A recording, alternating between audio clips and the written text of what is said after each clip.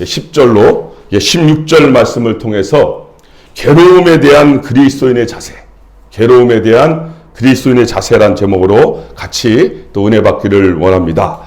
여러분 2010년이었던 것 같아요. 제가 부목사로 있을 때 제가 맡았던 교구에 장례가 났어요. 당시 장례는 교구 담당 목사가 책임지고 있었거든요. 근데 보통 연로하셔서 돌아가신 경우가 대부분이었습니다. 그 당시에 제가 놀랐던 것은 장례를 치르는데 대부분이 80은 기본이었고요. 이제는 거의 그 당시에도 대부분이 90이 넘으셨더라고요. 그만큼 어떤 면에서 보면 부모님과 작별할 수 있는 시간을 가지는 호상이었던 거지요. 그런데 지금도 기억이 나는데요. 갑자기 장례 연락을 받고 위로 예배를 드리려고 갔는데 그 순간 저는요, 아무 말도 할 수가 없는 상황이 벌어졌어요. 젊은 아빠가요, 부인과 어린 두 자녀를 두고 돌아가신 거예요. 그것도 교통사고였던 것 같습니다. 그러니 여러분, 그 여집사님을 보는데 그냥 저 자신도 망연자실 그 자체였어요. 그때 그 아이들은 우리 막내딸 한나 정도 유치원 다니는 그 정도밖에 안 됐던 거였어요. 여러분, 그 아이들을 보는데 다른 어떤 말도 안 나오고 그냥 눈물이 앞을 가리더라고요. 이 아이들이 어떻게 살아갈지 그냥 저도 막막함 그 자체였어요. 그렇게 저는 기도하면서 제가 할 수 있는 최선을 다해서 위로 예배, 입관 예배, 그리고 장지까지 따라가서 하간 예배까지 그렇게 다 드렸어요. 저는 지금도 제가 무슨 위로의 설교를 했는지 기억조차가 나지가 않습니다. 그러나 지금도 제 마음속에 남아있는 한마디 간구는 이거였어요. 하나님 도와주세요. 하나님 저 부인과 저 어린아이들을 제발 도와주세요. 여러분, 극도의 고통과 아픔을 당한 가정을 위해서 제가 할 수 있는 유일한 말, 그것은 하나님 도와주세요. 그게 전부였습니다. 여러분, 저희가 단기 선교사로 싱가포르에 있을 때였습니다. 어떤 모임을 가야 하는데 정말 극도로 어려운 상황이다 보니까 차비조차도 없었던 상황이 됐었어요. 어떻게 해야 하나, 꼭 그 자리에 가야만 되는데 갈 수 있는 방법이 없는 거예요. 그때 저에게 떠오른 한마디 말이 뭔지 아십니까? 하나님 도와주세요. 근데 여러분, 놀랍게도요, 전혀 약속한 것도 아닌데 갑자기 연락이 왔어요. 저를 픽업하러 저희 집으로 누가 오신다는 거였어요. 여러분, 이런 일이 벌어지더라니까요. 여러분, 저는 지금도 생각하면 아찔한 사건이 있습니다. 청년 형제가 선교지를 방문했어요. 그리고 ABC 캠프를 가고 싶다는 거예요. ABC가 안나푸르나 베이스 캠프거든요. 꼭 거기를 방문하고 싶다 그래서 한번 데리고 간 거예요. 그런데 그 베이스 캠프쯤에 도착할 때가 오후 3시쯤 됐거든요. 그럼 거기서 딱 멈추는 게 맞습니다. 그런데 서로가 욕심이 생기다 보니까 좀 정상까지, 눈이 있는 데까지 가보고 싶다는 거예요. 그래서 5월 달인데 그런 페트병에다가 눈을 담아야 되겠다라고 생각을 하고 금방 갈 줄 알고 올라갔는데 올라가자마자 순식간에 날씨가 바뀌면서 날이 어두워진 거예요. 동시에 안개가 끼면서요, 정말 눈앞에 1m 앞도 보이지 않더라고요. 어디로 가야 할지, 어디로 내려가야 할지 정말 그냥 막막 그 자체였습니다. 여러분, 그때 제가 외친 한마디가 뭔지 아세요? 구할, 구할. 무슨 뜻이겠어요? 하나님 도와주세요.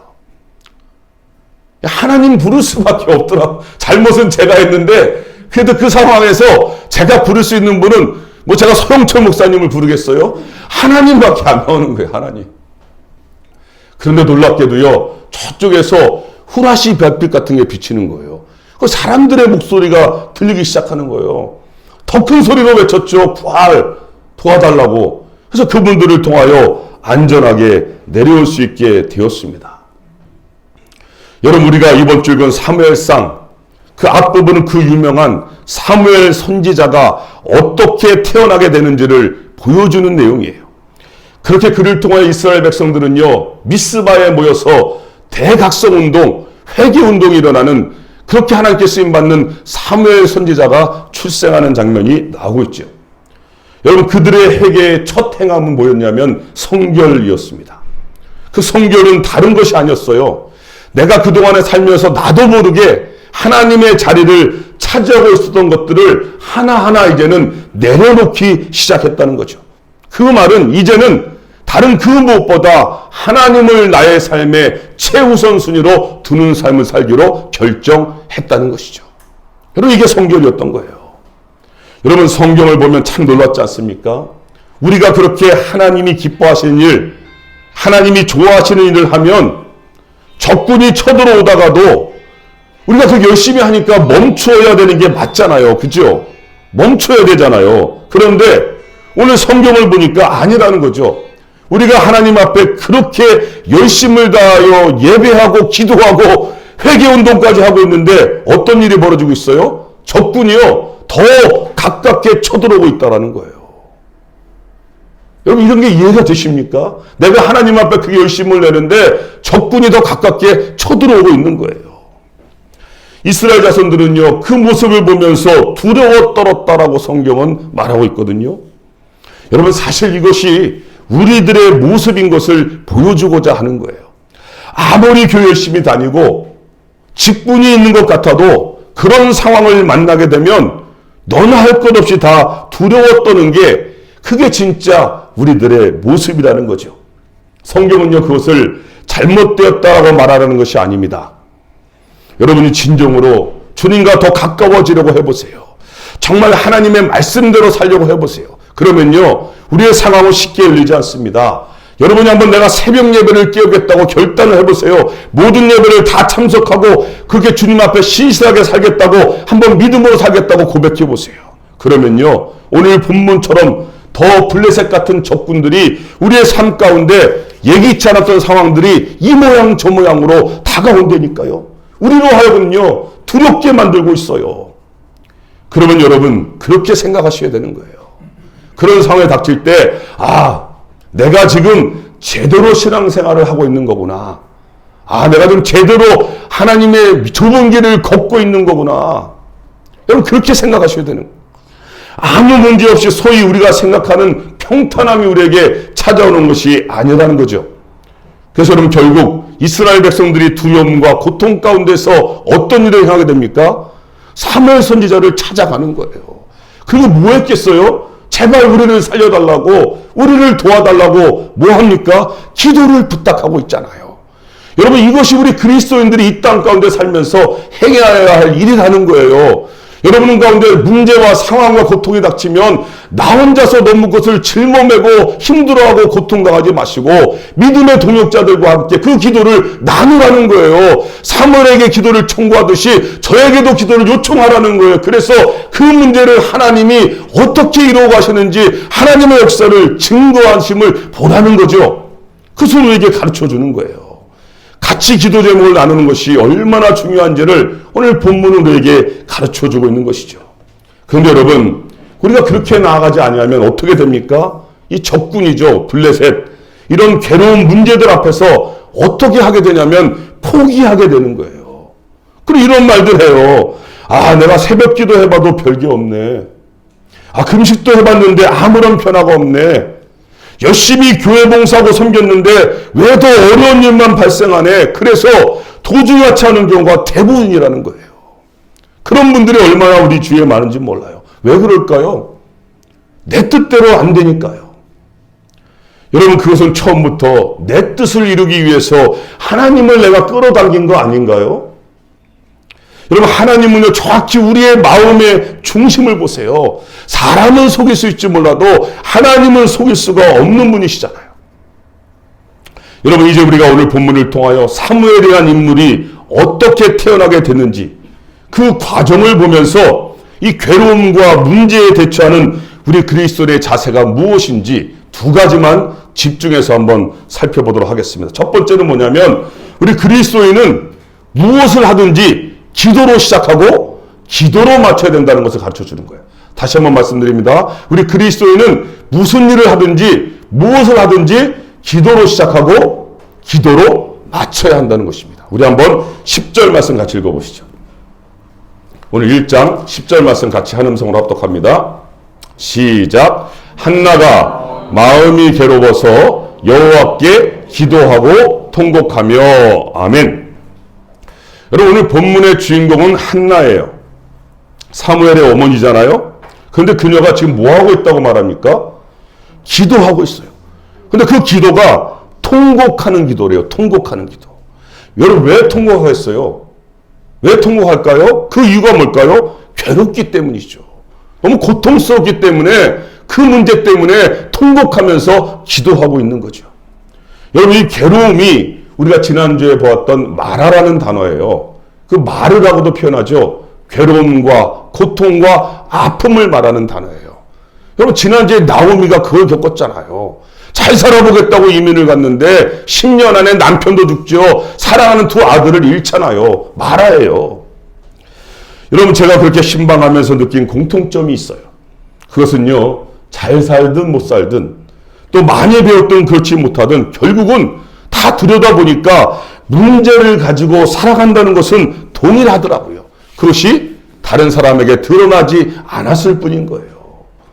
그러니까 너무 다른 사람들 부러워할 필요 없는 거예요. 다 나름대로의 아픔과 고통을 가지고 살아가고 있더라고요. 특별히 우리 동양은 유교 문화요, 체면 문화잖아요.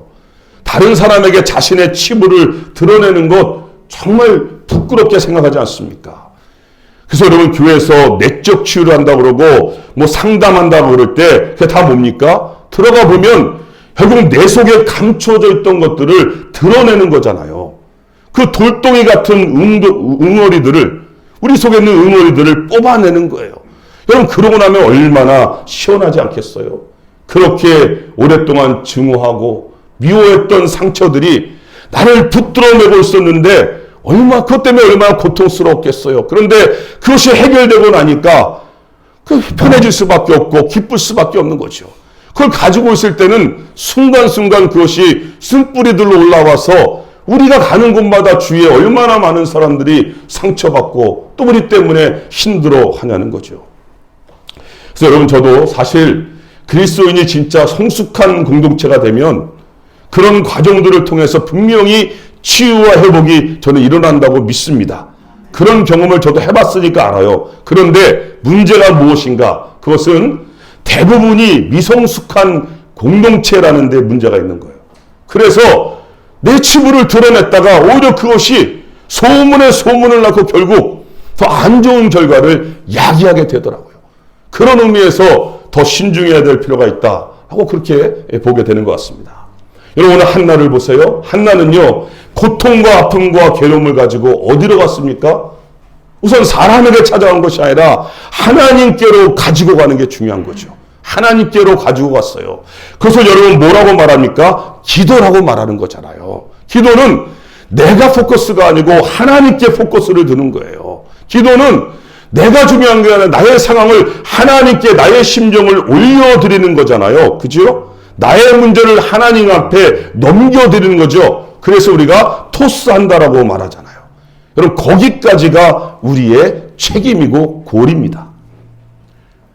그 이상을 강구하다 보면 잘못되기 시작하는 거예요. 여러분, 왜 많은 순수한 목사님들이 타락하기 시작하는가? 그 이상의 일을 하기 때문이에요. 마치 내가 무엇인가를 해줄 수 있다라고 하는 착각이 들 때가 있어요. 또 그런 치유와 기적이 정말 일어나요. 기도하는데 치유가 일어나고 기적이 일어나요. 그러니까 오해하기 시작하는 거예요. 성령의 은사 중에도 병 고치는 은사가 분명히 있거든요. 그런데 그 은사를 주신 분이 누구십니까? 하나님이시잖아요. 하나님께서 하시는 거잖아요. 그냥 우리는 도구로 쓰임받는 것에 불과한데 어느 순간에 그것을 잊어버려요. 그리고 마치 내가 한 것처럼 내 자신이 영광을 받으면서 하나님의 자리에 앉게 돼버려요. 그게 영적 교만입니다. 이단들이 다 여기에 빠졌어요. 자기가 교주가 되고 자기가 메시아가 되고 자기가 예수님이 되어버린 거예요. 여러분, 한나가 통곡하며 하나님께 기도한 이유가 무엇이었어요? 괴로움 때문에 기도했습니다. 고난 때문에, 아픔 때문에 기도했어요. 그것이 그녀로 하여금 하나님 앞에 더 엎드리게 하더라는 거죠. 그것이 자녀의 문제였죠. 여러분, 그 당시에 자녀가 없다는 것은 그대로 끝나는 게 아니잖아요. 그 당시에 자녀가 없으면요, 하나님과의 관계까지 이게 연결되어지는 거예요. 아, 저 여자 하나님 죄를 져서 지금 자녀를 못 낳는 거야. 하나님한테 벌을 받고 있는 거야. 그래서 자녀가 없는 거야. 이렇게 주위에서 비웃고 놀리니 얼마나 힘들겠어요. 고통스럽죠. 여러분 한번 물어보죠. 지금 한나가 이 발생한 고난 때문에 하나님 앞에 더 가까이 갔잖아요. 그러면 이 고난이 좋은 건가요? 그렇지 않은 건가요? 분명히 그것 때문에 하나님 앞으로 간절히 나가게 됐잖아요. 그러면 좋은 건가요? 네, 그럼 다시 질문할게요. 여러분에게 이런 고난과 아픔이, 그런 고통이 찾아오기를 원하십니까? 그래서 그것 때문에 하나님께 더 가까이 나가기를 원하십니까? 그럼 또 대답하기 어렵죠. 여러분, 그래서 C.S. 루이스가 그렇게 말했습니다. 고난은 하나님의 메가폰이다. 하나님의 메가폰이다. 큰 소리로 울려 퍼지는 게 메가폰이잖아요. 그래서 여러분, 대부분 우리 신앙의 선배들이 말하고 있어요. 고난은 우리 삶의 선택이 아니라 필수 코스다. 안타깝지만 그렇게 말하거든요. 그만큼 우리는 우리 자발적으로 하나님 앞에 엎드리지 못한다는 거예요. 우리는 자동적으로 이 세상의 가치관과 세계관에 영향을 받으면서 그것이 가장 좋은 것인 양 살아갈 수밖에 없다는 거죠. 그렇기 때문에 그것을 너무 좋아하고 거기에 빠져 있을 때 하나님의 메가폰이 들려오는 거예요. 여러분, 그것이 고난이라는 거죠. 그래서 우리로 하여금 다시 하나님만 바라보게 하는 역할을 그 고난이 하게 만든다는 것입니다. 여러분, 그래서 믿음이 성숙해진다는 것은 다른 것이 아니에요. 기도하는 사람이 되어져 가는 거예요. 예배하는 사람이 되어져 가는 거예요. 그렇게 기도하고 예배한다는 것은 점점 주님만 바라보고 주님만 의지하며 살아간다는 표정인 줄로 믿습니다. 그래서 그리스도인의 처음과 끝이 뭐라고요? 항상 기도하는 것이고 항상 예배하는 것이 될 수밖에 없는 줄로 믿습니다. 여러분, 2차 세계대전이 끝난 후에 영국 군인들이 사랑하는 고국으로 들어오는 날이었어요. 아침부터 런던 거리에 그다음 전쟁에서 승리하고 돌아오는 그 군인들을 맞이하기 위해서, 환영하기 위해서 수많은 인파가 몰려들었습니다.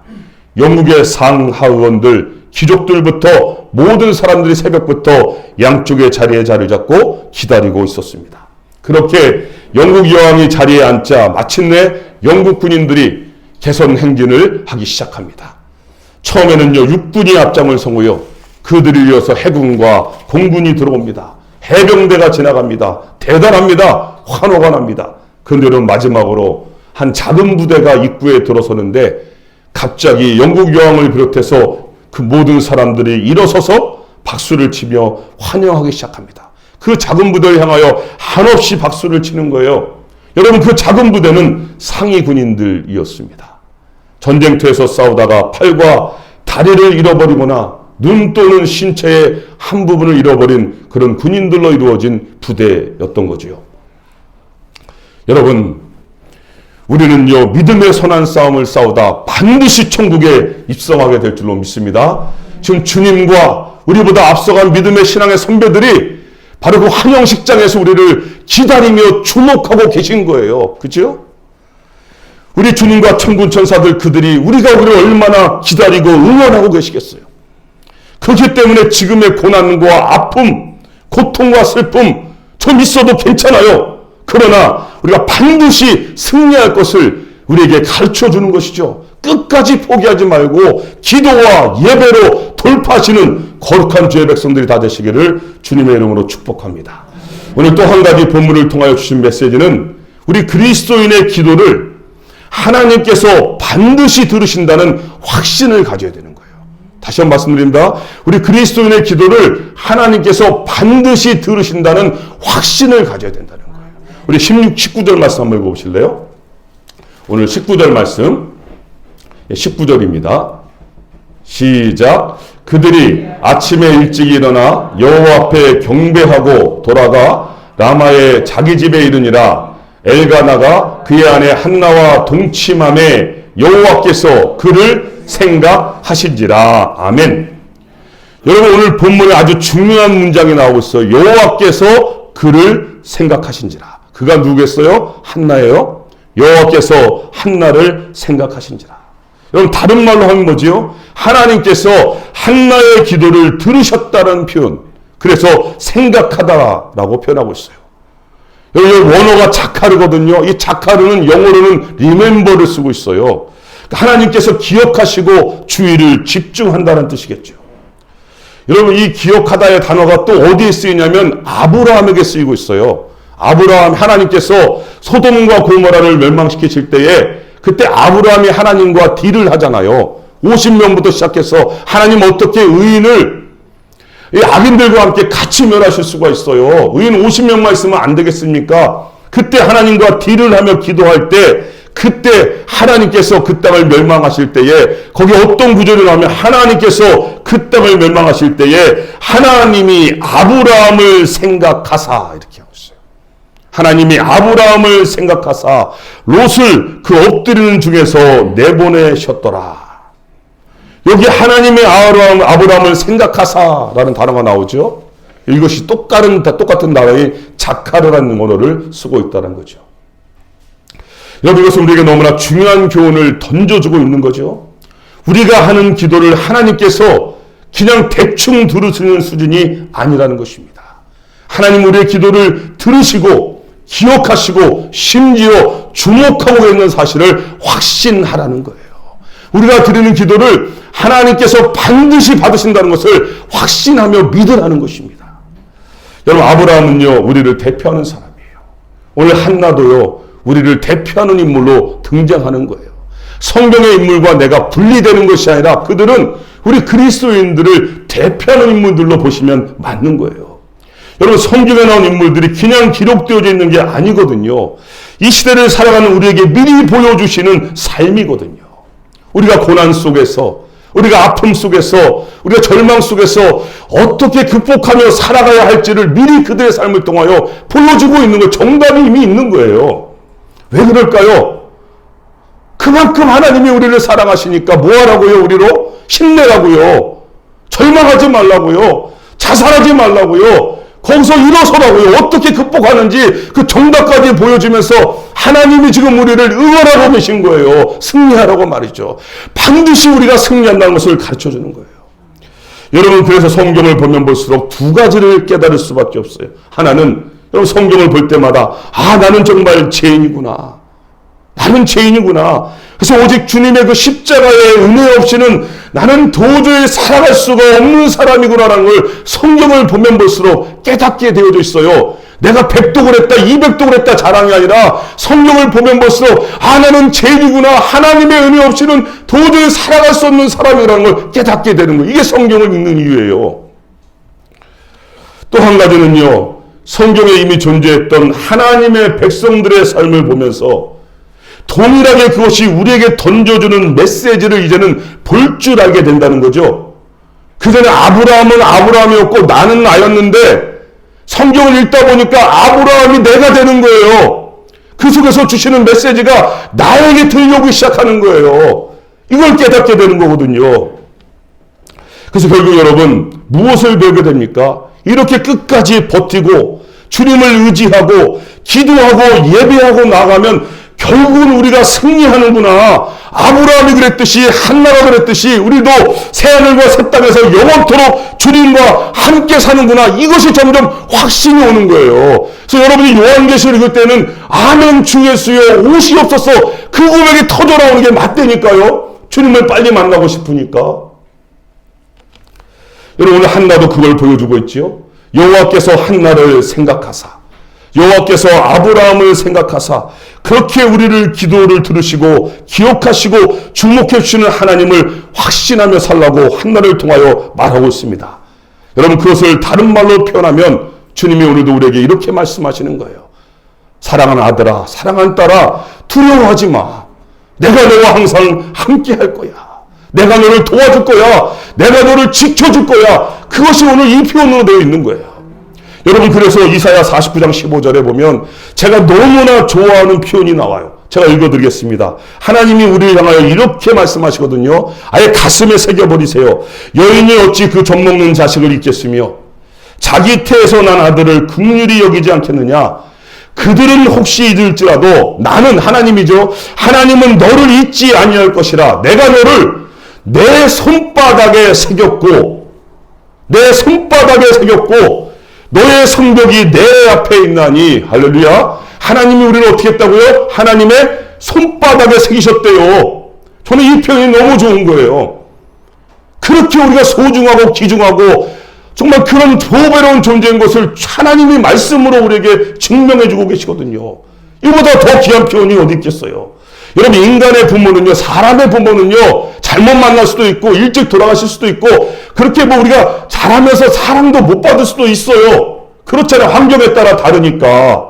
그러나 하나님은 어떻다는 거예요? 하나님은요, 우리를 자신의 손바닥에 새길 정도로 우리를 사랑하시고 우리를 보호하시고 지키신다니까요. 그 사랑은 어제나 오늘이나 영원토록 변함이 없다라고 말씀하고 있는 거예요. 우리가 그 사랑을 받은 거죠.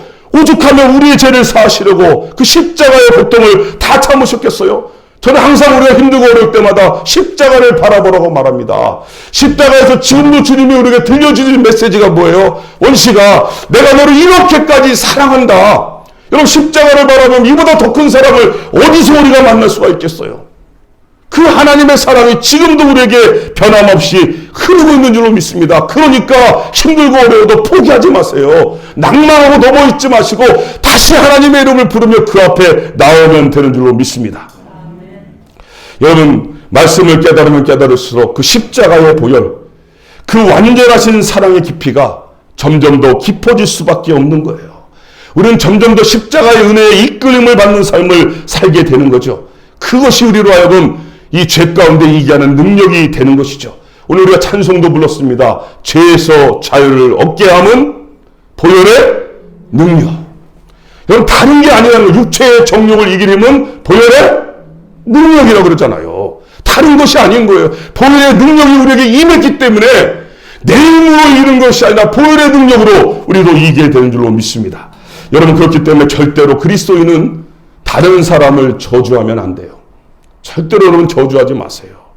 미워해서도 안 돼요. 물론 순간적으로 미워할 수 있지만 그걸 지속적으로 끌면 안 되는 거예요. 비판해서도 안 돼요. 사실 우리에게 그 권한 자체가 없는 거예요. 그것은요, 깊이 들어가면 결국 원수막으로부터 나오는 거예요. 왜 우리가 원수막에게 당하고 있으면서 그걸 당연히 여기냐고요. 왜 미움의 돌덩어리와 원한의 돌덩어리를 가지고 원수막에 당하면서 그것을 고통스러워하고 괴로워하냐고요.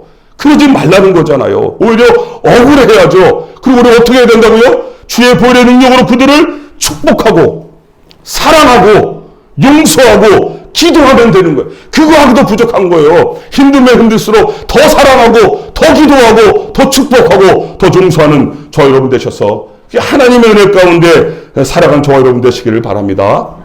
여러분, 이제 말씀을 맺어볼게요. 여러분, 오늘 한나의 고통이 있었죠? 아픔이 있었어요. 그녀는 죽고 싶을 정도로 괴로웠죠. 그러나 그 괴로움을 가지고 하나님 앞에 애절하게 통곡하며 기도하며 예배했어요. 그랬더니 하나님께서 그 한나를 생각하사 그녀의 슬픔을 기쁨으로 즐거움으로 바꾸어 주셨죠.